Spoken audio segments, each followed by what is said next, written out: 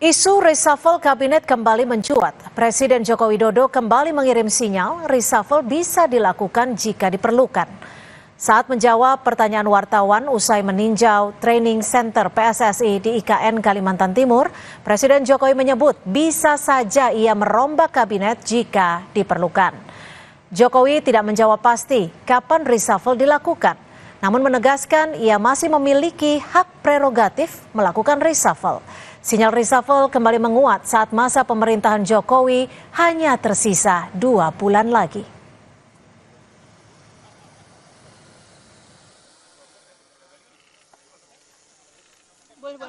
Ada?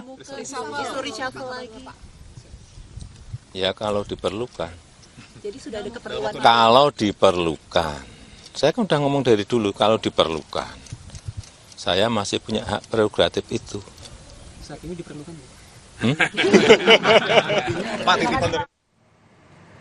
Masih terkait isu reshuffle, Presiden Jokowi juga angkat bicara soal posisi Erlangga Hartarto sebagai Menko Perekonomian.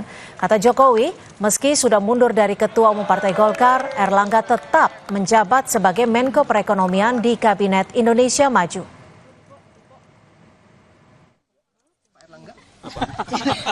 Jadi Pak Erlangga posisinya masih aman atau Oh, kalau di bawah Kabinet Indonesia Maju saya kira nggak ada masalah.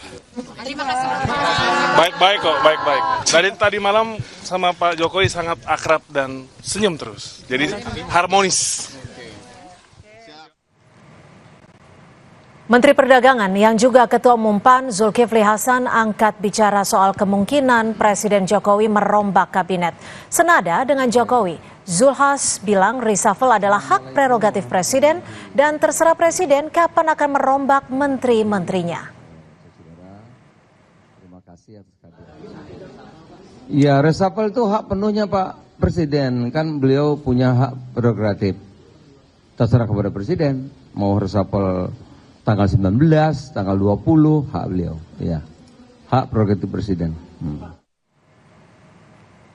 Sekjen PDI Perjuangan Hasto Kristianto merespon isu Presiden akan melakukan reshuffle kabinet dan salah satunya mengganti Menteri Hukum dan HAM yang juga kader PDI Perjuangan, Yasona Lauli.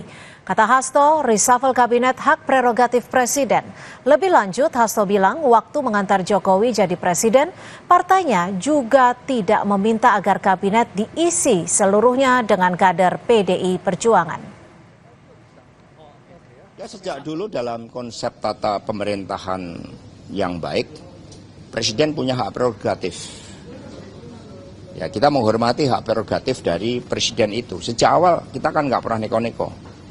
Ketika kami menghantarkan jadi Presiden, apakah kemudian kami minta seluruh menteri? Kan juga tidak. Kami bisa bekerja sama dengan partai politik. Kami nggak pernah melakukan tekanan-tekanan, tidak pernah ada dendam ya terhadap masa lalu. Kami menatap masa depan. Jadi itu seharusnya juga dipakai bahwa berpolitik untuk menang itu juga hanya 5 tahun.